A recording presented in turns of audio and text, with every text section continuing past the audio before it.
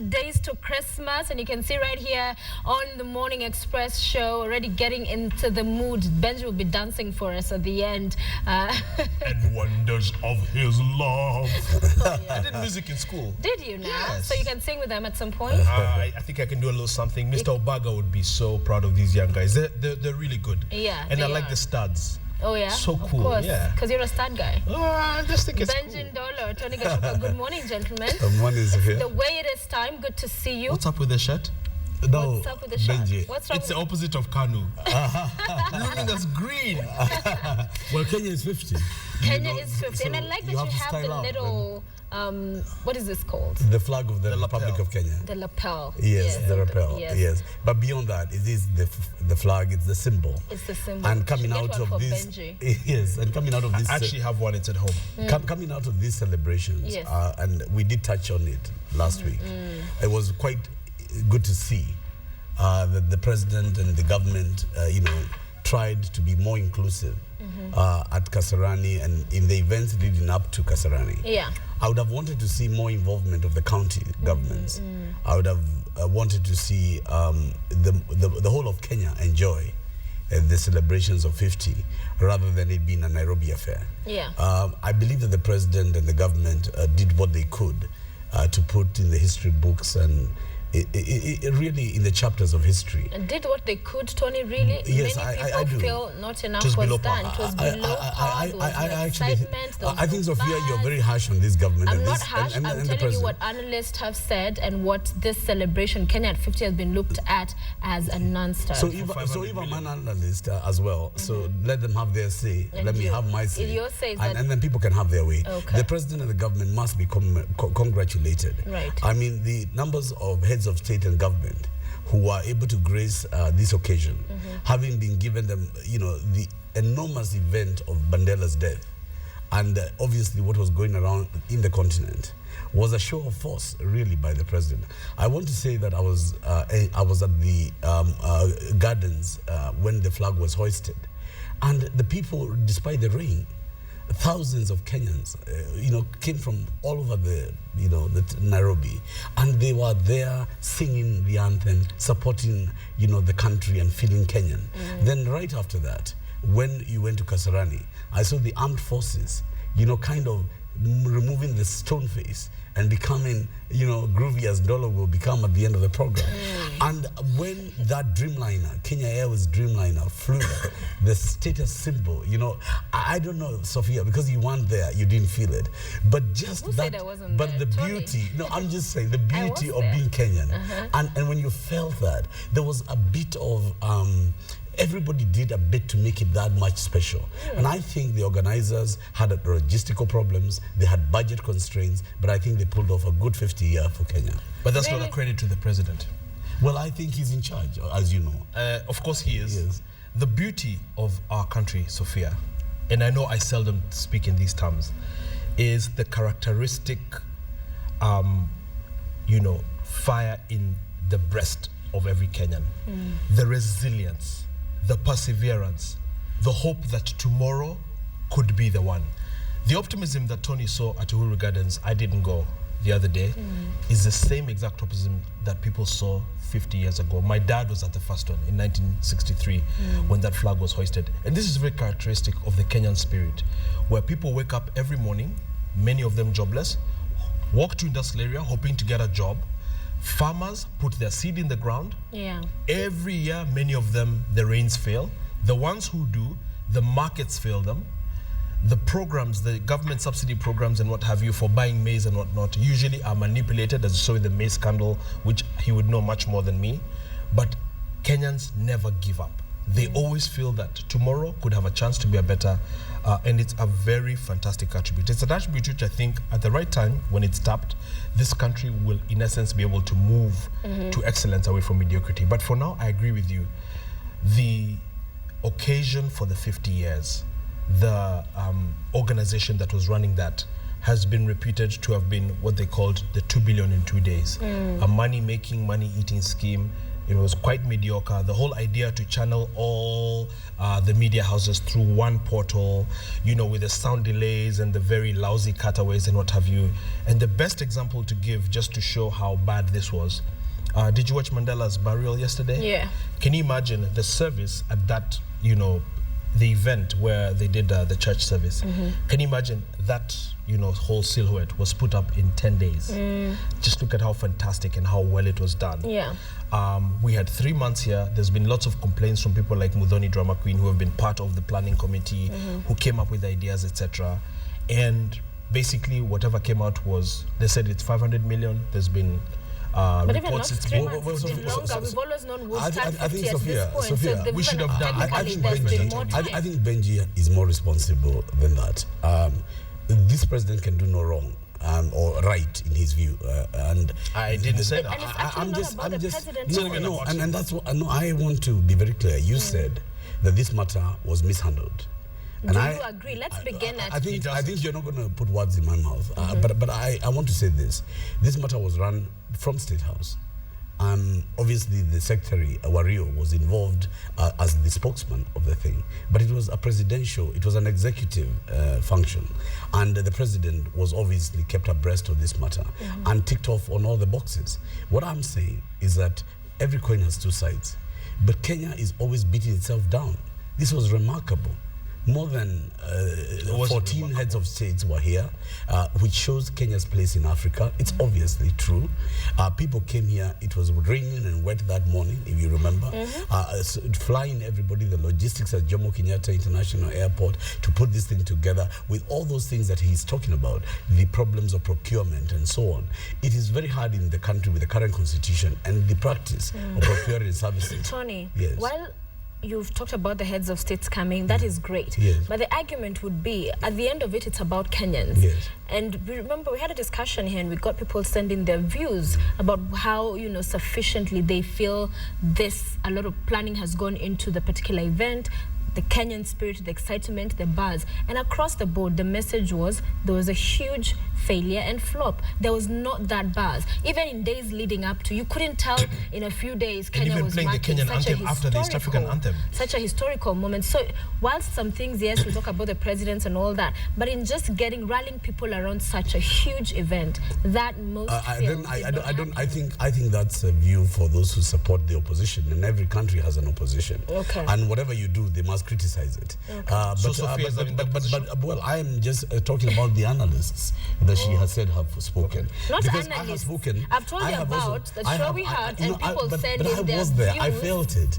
Felt it was great. People sending their views saying they did not it was feel... really magical. Okay. It was. My young boy Chris was at home, picking up flags and walking around the house and feeling Kenyan and feeling very happy. And it was actually, to the most goodwill Kenyans, a very proud moment for the country. Beyond this presidency, this will remain in history, the birthday of Kenya at 50. And I think, given that we have now the new constitution, it had a greater meaning to me because this is the first, kind of major event since independence. Right. But we have it on the backdrop of this new constitution. And remember, we have a new government and a new constitution, which we have not had before. So I think there was also that didn't come out much in the media. The fact that we really ought to celebrate the freedoms and the guarantees that this constitution gives us. And I'm happy that we are celebrating a democracy. As opposed to when we were given the Lancaster House constitution and Jomo Kenyatta was doing this 50 years ago, Kenya was still not truly free because we never had expressed ourselves through a constitutional... were they paying allowances at this thing? Would you know?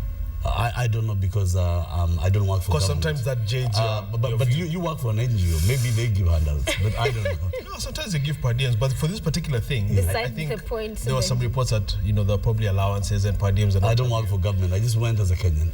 And so this affected the celebrations house, sorry? Oh, because then that would jade your view and make you see everything as rosy and flowery. So are you saying that he's... No, I'm asking. I said, would he know? I didn't accuse him already. I'm just saying. All right. Bottom line, what we heard from the president, the speeches that day, for you, did it capture what you'd be, seeking, waiting, hoping to hear from the president at such a historical moment? For me, Sophia, to his speech? For me, Sophia, talk is cheap. It's about action. We do not want to run, as I've said many a time, the country on propaganda. We don't want to become a country of hot air. Yes, we can say all these things until the cows come home, but are we going to walk the talk? There's a lot of concern about, is this constitution of ours, which is a beautiful document, which was a bloodless, peaceful revolution in August 2010, is it being implemented? Is it being upheld? Is it being respected? Look at just this past weekend. I spent a lot of time yesterday afternoon talking to different leaders, trying to coordinate solutions to the madness that you saw since Saturday night. I arrived from Machakos Saturday night to find trucks parked on the street, and I kept tweeting quite a bit and saying, this is the Kenya we're in now, where 1 minute you're peacefully driving home, the next you're under a hail of stones and gunfire and tear gas. And so we want a country where, yes, we say the right things, but we also live the Constitution. We live the spirit of the Constitution. We enhance constitutionalism in this country. We implement this Constitution. I wasn't just looking at speeches. Finally, let me just say that I was very disappointed, and I'll say this at the end of the show. I believe there's some sort of constitutional coup in the offing. If you're a governor from Uasin Gishu, Garissa, Machakos, what business do you have to be sitting in the capital city in Kasarani or Nyayo Stadium while we're trying to devolve power to the counties? Now, so who's in charge of I think, Sophia, what is the county commissioner there doing? If I could just chip in there. It's a bit ridiculous. I think if I could chip in there. That was very everywhere in the world, there is the State of the Union. Okay, the America, they do it at the Congress, where the Senate and the Congress come together to listen to the president elected by the people. You must remember one thing. One of the things we fought with blood for was this constitution. And in this constitution, the president of Kenya must get over 50+1% of the vote to become the president. And the reason that threshold was put there is that you become the people's president. And unless you lose an election in the ensuing election or election after that, you are the symbol of unity. Now, at a point in your country's history, sometimes the country has to come together, beyond the county, beyond the village, and you come together and stand as one. And I want to be very categorical and very clear to all the critics. Kenya is 50. Like it or not, this is a president who serves at this time, at this place, at the year of 50 for this nation.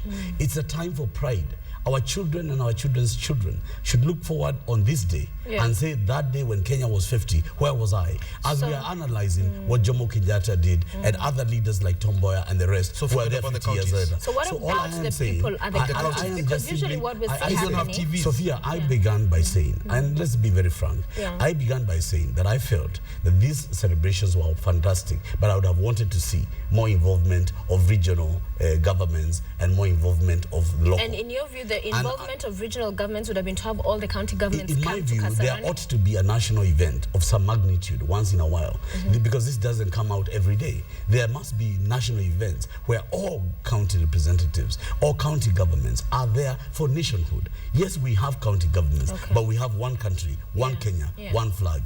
And I think it is very important to remain faithful to the words of our national anthem. Oh God, bless this land, our nation. It doesn't say bless this land, our county. It talks about the nation. And so the president, when he does his job, he's damned if he does, he's damned if he does not. He's the head of state. He had to preside over Kenya at 50. And in my own view, his speech at Kasarani was one of the best speeches I've ever had from my friend, the president. And I thought he captured the mood of the nation and captured the moment then. I hope another president sitting 50 years from now will also do a pleasant job for the country. And that's why we also brought two-term limitations, because the president will stand, be elected, and stand for a two-term, and then move on. So it's not about the person. Differentiate the event from the individual. But on the day when the individual was in office, he, I think, stood up to the job and made Kenya proud. At least he made me and many others and thousands very proud. Very proud. But of course, it's St. Mary's material. Well, just 1 second. No, I was in Strathmore. 10 seconds. No, please, I'm saying your friend Uhuru is St. Mary's material. But I'm Strathmore. You're Strathmore. Yes, please. Give the dignity. A good speech. And you remember when I was in Strathmore, we were #1 for 5 years. Yeah, that's very true. But I'm saying, a good speech is the least a St. Mary's boy can do. I mean, it's you understand? No, let So me. for It's the Benji, it least, boils yeah. down It's to effortless. putting into action the things that are being Benji is said. Exactly. personalizing the No, country. no, I'm not I am personalizing saying anything. there's a difference between the person and the event. This event was the 50th birthday, the jubilee of the Kenyan nation, as said in our national anthem. The Constitution recognizes that there is a president in office. It is his duty to discharge that obligation in leading us forward. Sophia, as a did you see united my nation. update on Saturday? No. I was buying bananas. I'll be very brief. I was buying bananas on Mombasa Road, and the guy I met was a Jubilee guy, and I said the bananas have gone up, and he said, yeah, everything has gone up, and I said, well, what's happening? And he said, you know, ubaya siasa ni uongo tupu, uongo mtupu, and I said, well, and he said, you know, we just started having a very, very short political conversation, and the guy said, you know, these guys, they talked about laptops and jobs for the youth and stadiums and what have you. I'm serious. This was a real conversation that happened. And he said, you know, the reason some of us woke up to vote was because hatukutaka mzee aende jela. I'm just paraphrasing. But if this continues in this way, because I mean, there's consumer goods have become a real problem. Fuel has gone up in the last 2 weeks against all advice and what have you. The guy said, you know, 2017 vile tutafanya, hatutaamuka asubuhi. It's as simple as that. And it's true. There is a level of frustration, and I don't want to gloss over everything because of a speech. All I'm saying is going to take more than talk to move this country forward. That's all I'm saying. I want to just, if you allow me, Sophia, ignore yes. what Benji has said. I would like, Well, first of Benji all, has his time, you have your time, yes. it is my prerogative Yes, to, first of all, congratulate the former Prime Minister, Raila Odinga, the opposition leaders in CORD, Right. all the former vice presidents, former presidents of Kenya, all who attended Kenya at 50. Yes. This was not about Uhuru Muigai Kenyatta, the president of this country. It was about everybody in Kenya. And all the leaders, retired presidents, and also all of them give this the dignity it deserved. And I feel that for a time there, for a moment, Yeah. Kenya was not political. The Prime Minister was there dancing on the dance floor and enjoying himself and so forth. And so was the President at Kidero's dinner and so forth. So all I am saying is this country requires some moments where we pause and we say thank to God that we have a peaceful, wonderful country. And finally, that statement that was made by the president, you know, in just addressing the former prime minister, that as much as there's opposition, it doesn't always have to be very adversarial. That being on the other side does not in essence mean that now we just fight for me, fighting's sake. For those moments Tony is talking about, for me, those moments are every day. Having said that, you know very well there are many issues which we'll talk about stemming from the governor's ball. Those issues have been reported widely in the media. I have even more of inside scoop. Share with us. Basically, there were problems at the governor's ball. There were protocol issues. A lot of the prime minister's, security detail and aides felt that he wasn't accorded the right respect. He was actually, assigned to table number 24 and all that. He did also leave early from a function where the president and the governor were sitting there. So sometimes, this politics of deceit, of glossing over everything and what have you.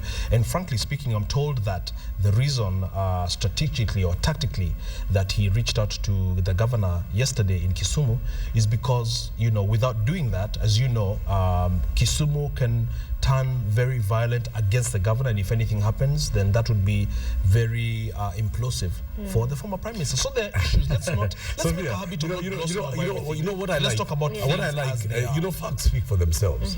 And I was the first director of protocol in the Republic of Kenya. I was number 3 in Raila's office. I worked with Raila Odinga. I set up the Prime Minister's office. I was in charge of protocol.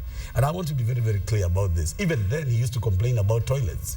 And he used to complain about everything in the Kibaki administration. Yeah, and look, I want to be very clear. This idea I think it was a legitimate complaint. let me be very, very clear. And I think, Benji, you can make your point, I'll make mine.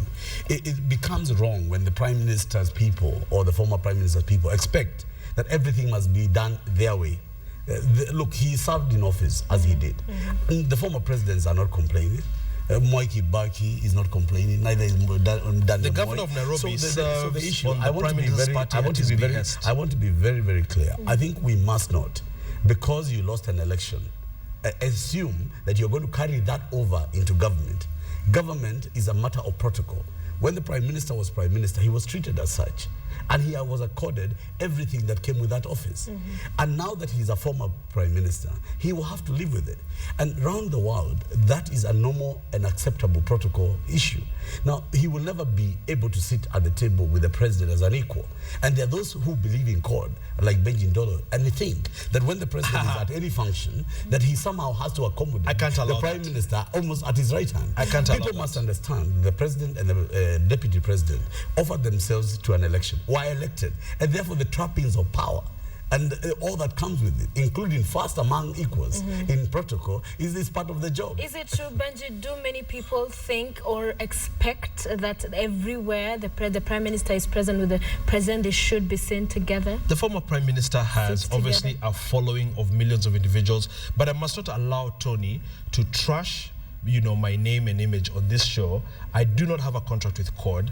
I do not support a CORD expressly. Where our ideals from the civil society and CORDs meet, or our ideals and those of Jubilee meet, we will have a good, sane and sober discussion where we have commonalities. But on the issue, I don't think you should sit here and say that I'm kind of like the Prime Minister's spokesman or anything like that, because I'm not. But having said that, let me just say that the former Prime Minister, as well as the former Vice President, are in a bit of a precarious situation. They actually have governors and members of parliament and senators who serve on account of being sponsored by their political parties.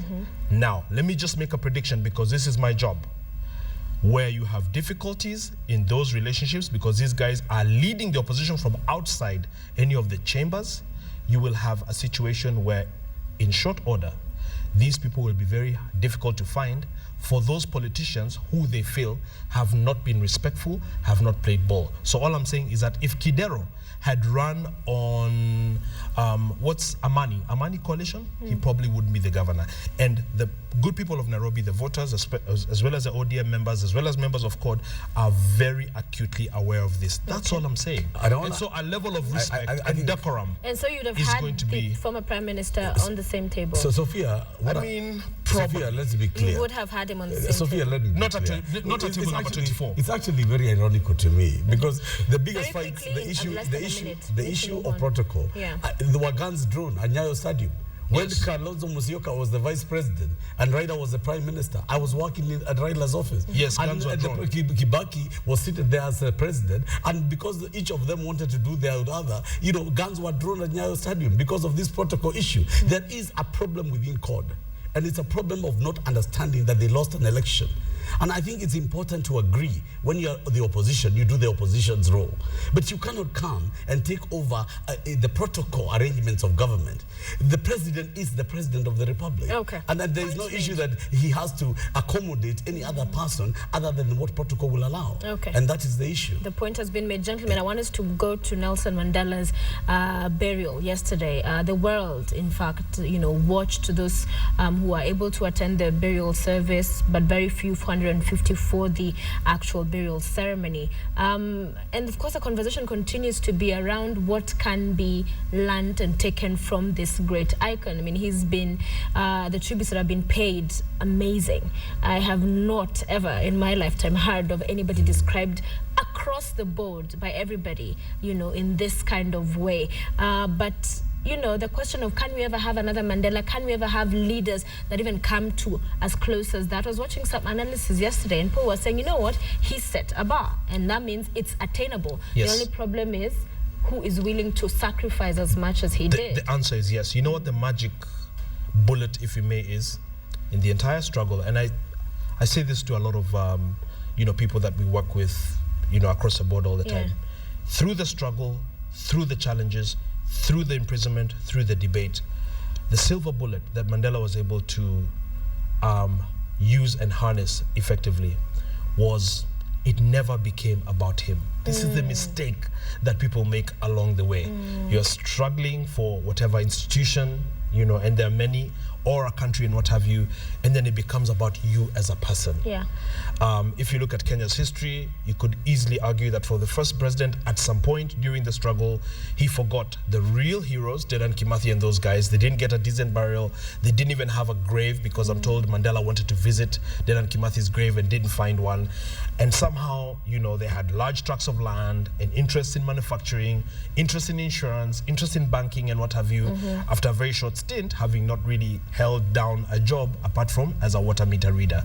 So Mandela was able to remain humble, because of not, you know, making himself the center, you know, the center, the fulcrum of all the achievements and of the country and what have you. It was always about others, not about himself. That humility is very rare, because as you've seen in the case of Kenya, for politicians, it becomes about them immediately, and then their salaries, and then their cars, and then their security guards. So we and what forget have the you. element of service. So we forget the element of service to others above self. Well, for me, Sophia, to paraphrase another great man, you can only look at the mirror of another great man. Dr. Martin Luther King Jr. said, only when it's dark enough can you see the stars. The darkness has fallen on the African continent with the sad demise of Papa, Tata, Mandela, Madiba. And it is very clear for anyone to see that the stars are glowing in the heavens. But I also want to say this. Martin Luther King also said that, like anyone, he would like to live a long life. Longevity has its place. But I'm seeing the mountaintop, you see, and I'm not fearing any man, because my eyes have seen the glory of the coming of the Lord. I may not get there with you, but we as a people will get to the promised land. I think nobody has lived that better than Mandela. In other words, that he's taken this country, this continent, South Africa, the continent of Africa, the world in general, up the mountaintop. And people are free that were otherwise in bondage. He said, I want to liberate not just the black man, I want to liberate the black man's oppressor. I also want to liberate the white man's oppressor. And the man was in life as in death, a person of bringing people together. Who else could bring Barack Obama to shake Castro's hand? I mean, it's like how Sophia brings me with Benji Ndolo. You're a mini Mandela. So what I am saying is that to see the Brazilian president, who had allegations being taped and so Mandela in death was able to bring the world stage back together to humanity. And many people are asking themselves in the world, why are we hating each other? China and India and America and all the interests were all in South Africa. So I want to say that for me, it takes somebody like Mandela to die. I don't want to say the way Jesus died, because we're going to Christmas. But I just want to say sometimes there are people in humanity who come and they leave a moral message, not a political message. I would like to take Mandela's death and funeral as the biggest, at least in my lifetime, moral statement that I've seen. And he's among the greats, Mahatma Gandhi, Martin Luther King. He's among very few of the people who are going to affect certainly this century. And I think the most beautiful thing is that the fact that despite all the things that have been said about Africa, the dark continent, all manner of things, and you know, the leadership being bashed, the people struggling, that he was an African, and that he grabbed the attention of not just Africa but the world, and to have left such a legacy, that is really I actually said it, and I think this is the largest, this is a statement that got me the largest number of retweets ever in my small Twitter life history. But a shepherd boy from Ngunu, I hope I said that right, that rose up to become a fantastic leader. And I said the reason that Mandela and Barack Obama are so beloved is because they totally break the stereotype. They completely redeem the black's image. Because we're seen as all these crazy, you know, and Sophia, let's also, Benji, let's also not forget, because having been in prison, one of the things that I am bitter that Moi jailed me. You know, I feel it sometimes, you know. I can imagine the Prime Minister was jailed for 8 years, but Mandela was jailed for 27. And here you are, and he comes out of it, you know, at the age of 70, who gets a divorce at the age of 70? But I mean, really, the man's moral stature. What do you do? And only Madiba could do it. What do you do in there? What were you doing in prison? I'm just curious. It was I was actually charged with criminal libel. I know what you're charged with. I'm saying, what did you do once you're in those 4 walls? Well, you have to wear this kongoro, which is basically half a short and the shirt. Is it obviously, cold? Very cold. You have to walk barefoot. How long were you in there for? Well, 74 days. I was jailed for 6 months. Then Moi gave me a pardon, which I didn't want. Okay. So I was actually asked to, leave prison. But the point I'm making is, having been in a cell, your dignity, everything comes to you, and you feel a lot of bitterness within you. And I'm just wondering, someone like Mandela, if my 74 days in prison was so painful to me and my family, and my kids are traumatized, I'm wondering, this man put his country, his life before family. And in fact, one of the great stories of Mandela was when he told his son, okay, I know I've played around with you, but there are other children waiting to see me. And all his life, he was living for other people. And he did it selflessly. Now, this man doesn't own property, as Benji said. This You'll man never doesn't... hear him in a scandal. Absolutely none at all. Not even close. But he would pick up the phone and call world leaders. Exactly. And then tell them, Just I don't like the way things are They going. wanted a picture with him, everybody, imagine. to just Everybody be next to did. him. We must tell Kenyans to read Long Walk to Freedom, and tafadhali. watch the movie. Yes. Yeah, but especially because we're trying to enhance our reading culture, Yeah. which is why I assume we have books behind you there, Yes, Sophia. Yeah, but Sophia, Kenyans must read Long Walk to as we Freedom. move to the next subject, could we also congratulate the people of South Africa for the way they conducted themselves, including their government? So they were always going to be a problem, barring an icon like Mandela. You can never do enough. It's unprecedented. His family actually on the same. Yes. Mandela's family expressed their dissatisfaction, their unhappiness. With that guy?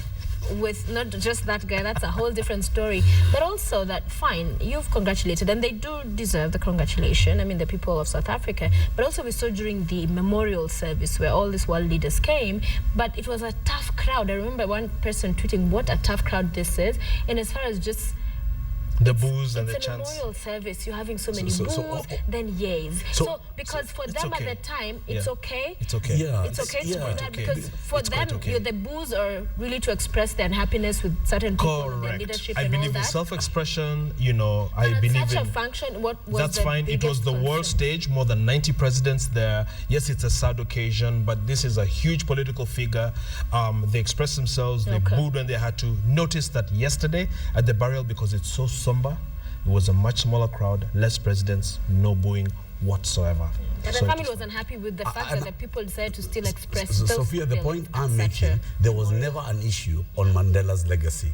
Correct. The boos or the screams were not about Madiba. Exactly. Those are small. Madiba's Those are function, small. you know, it's okay. But the issue is that it was. Look, this is a man who came to an apartheid regime. They have seen oppression all their lives.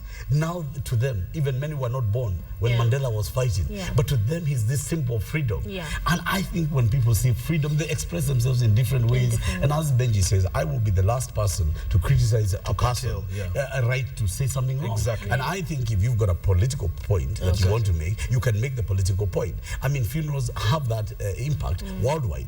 But beyond all that, the people of South Africa, that great nation, in summary, I think they carried themselves well before the world. Africa was under a magnifying glass. This thing could not have been precedented, have never been precedented. And I think Africa passed the test. South Africa held its head high, and I think the continent held its head high. Tony, just And as we wrap up, we went to the must. interdimensional prayer after Westgate. The president was there. The function is ongoing. This lady just started screaming from the back. And she was like, look, Kenya, repent. We can't continue in this way. A lot of people think she's crazy. She had a point. It was her right. That's how she felt.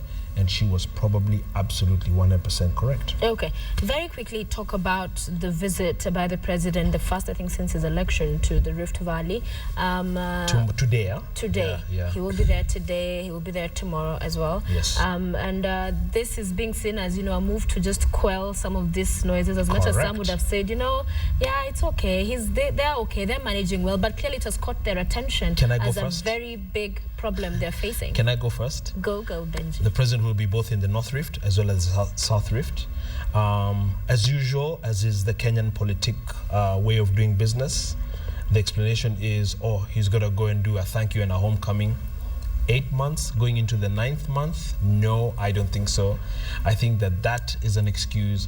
I think that there are some real challenges. If you look at the language and the body language of MP Alex Keter the other day, if you look at the emphatic way that he's making the point, if you look at the fact that he's defying the deputy president to make these points, if you look at the fact that he's taking very many risks, the member of parliament, to do so, if you also consider the fact that at this platform, nominated member Sakaja, who is the chairman of the president's political party, was there as well, suffice to say there are some pulls issues.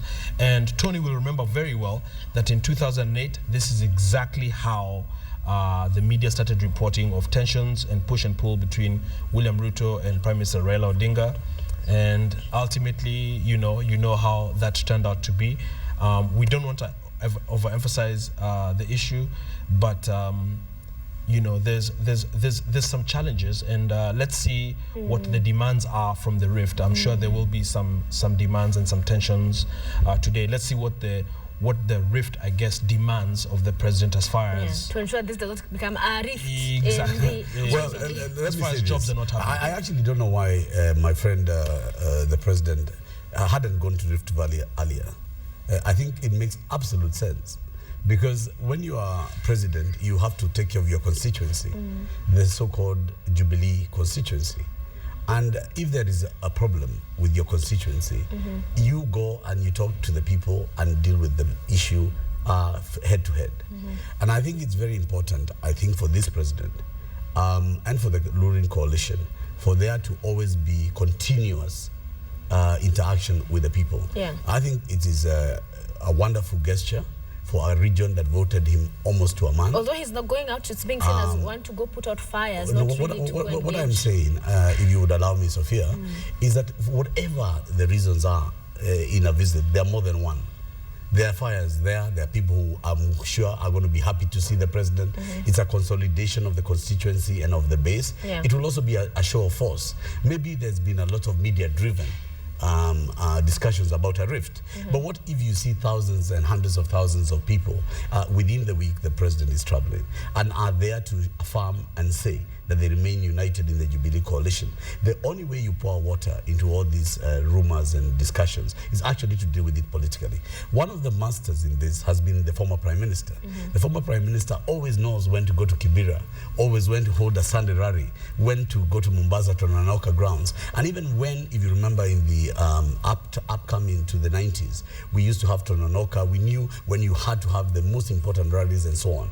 So I think politically at this point, the Jubilee coalition needs to strengthen itself. And I think the president going there will be a plus, not a minus. The only issue here of caution is against the deputy president, not for the president.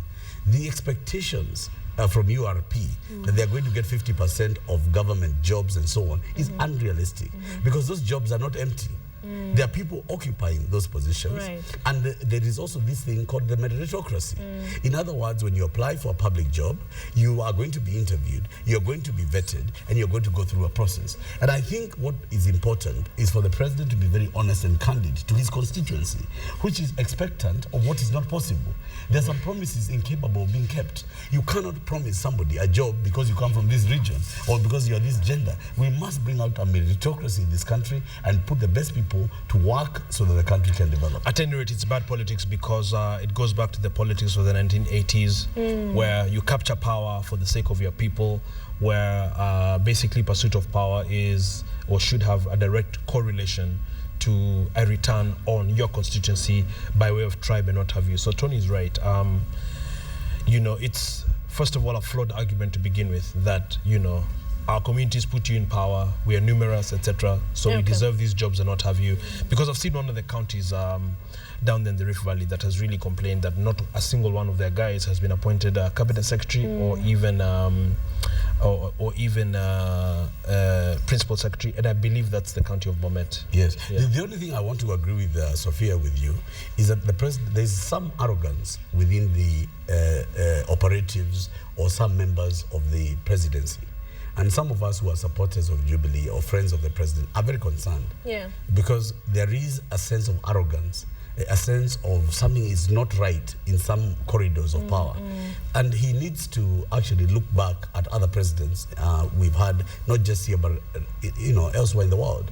The president must fire and must change his court when the court is not performing. All right. And I think that perhaps should not be mixed with the politics of Rift Valley. Our time is winding down, Yes. almost up, but we must touch on the UON, what we saw over the last 2 days, the violent protests, the 2 dead students. Police are talking about suicide for one, and the other was shot. What's your take on all? On my way here this morning, I was listening to the FM stations, and it's very disturbing the level of, contempt that Kenyans hold the National Police Service or the police force in this country with. Yeah. Basically, everything that the police says is viewed skeptically and at best as lies and is not believed. Therefore, a lot of why this anger was there, because I took it for granted when the police said that the student hanged himself. But on looking at the news, briefs last night and listening to the FMs this morning, it turns out that there's doubts as to whether that happened. Now, what we have to do is, and I said this yesterday as well, we have to look at several things. Why are the police still using live ammunition to quell riots where the other side are unarmed 21-year-old students? If that is the law, then the law probably needs to be repealed, because apartheid was the law. The Voting Rights Act prior to 1963 that forbade black people from voting and women and what also not was also the law. We have dropped the ball in many ways. This is very unfortunate. Lots of damages. Traffic lights are uprooted, stoning of innocent motorists and what have you. So this, again, a big challenge for the police. And as well, on the back of the explosion in Slee, which again was not a grenade, as we've said, it's an improvised explosive device. We need to have the leadership now. Senators, MPs, etc., start a national conversation on should we continue to be in Somalia? And if so, for how long? What are the consequences? How ready are we for the consequences? What is our readiness and what have you? But finally, because I think we're winding up now, I must warn Kenyans that there's a bill brought by senators that seeks to cut down the powers of governors, the titles and what have you, by Senator Halwale, my friend. I paid him a visit. I missed him last week in his office. This bill is wrong-headed. Tit for tat is a fair game. The same thing Halwale is trying to do to the governors is the same thing the Senate is being done to by the MPs. This is really not the way to implement the Constitution of Kenya. This hurts devolution. This should stop forthwith. And if it does, we can all then have a Merry Christmas and a fantastic 2014, where we continue to move the country, as Kibaki likes to say, forward. Well, and I like that you combined all those forward. Yes, exactly. But also, as you make your statements, what I do. Yes. Maybe we need more time. You talked about giving us more time. As you touch on this, also as you respond, talk on the Bungoma by-election as well, because it's going to be one to watch. It's going to be very hot. But Makali going in there, and he's been applauded by many who said that he's a man who for a very long time has known and understood his county and has decided not to just sit back and tweet about the issues, but go in there. But unfortunately, again, some have argued that at the end of the day, our old politics, which is, the way it always works, will carry the day, and that there is no place for a person who perhaps would be seen as an outsider to get in. Yes, I will just be very quick on the University of Nairobi. Yes. I think excessive police force is not welcome or wanted in this country again, and one should not spare any words in condemning excessive force. However, the students also have an obligation to abide by the law, and they should not take the law in their own hands. We have a functional judiciary, and it's important to strengthen those institutions rather than taking the law in their own hands. But now, with regard to the issue of Bungoma, it is going to change the politics of Kenya. It's quite interesting because the new Fort Kenya, my friend Eugene Wamalwa and their candidate Kombo, have not wanted the support of Jubilee. They have actually gone out there as a money coalition. And on the other hand, the core principal, Moses Wetangula, has also stood on Fort Kenya without wanting the real support of the Prime Minister. But I am told that the Prime Minister will be there on Tuesday. Now, whatever will happen on 19th of December is going to, if you like, open up Western Province. Either it will remain a court stronghold, or it will open up for fresh hunting come the re-election bid in a few years' time. Now, what is the most important issue is that they have decided to localize this election. It becomes so toxic that if you actually look like an outsider, you can actually lose it. Yeah. So it's going to be very interesting how this plays out, and to see whether or not there will be political fatalities. Whoever loses or wins this one, they are in political limbo. As we come to Christmas, and Sophia, let me be the first to wish you a Merry Christmas. Thank you. I want to also be, and then I will wish Benji a Merry Christmas. Thank you, brother. I will wish this country, His Excellency. What a smooth operator. And all these other, have Merry Christmas. Yes, because the show will take a break from Friday, so this is our last the way it is. We have it every Monday, so we'll resume next year. Return on the 6th, I think, or January, so I will not see you guys until then. I can't remember the last time on a Monday or on any day I slept more than 5 hours. So next Monday I'll just try. I know, I'll also be to sleep until like 7 in the morning. Yeah. And just sleep. And next year Sophie will be a year older. So please enjoy Never say that to a woman. Enjoy her now. I didn't say how old, just a year older. Women don't get older. Yeah, no, I'm confident. I'm good with my age, man. I don't have issues. So you're gonna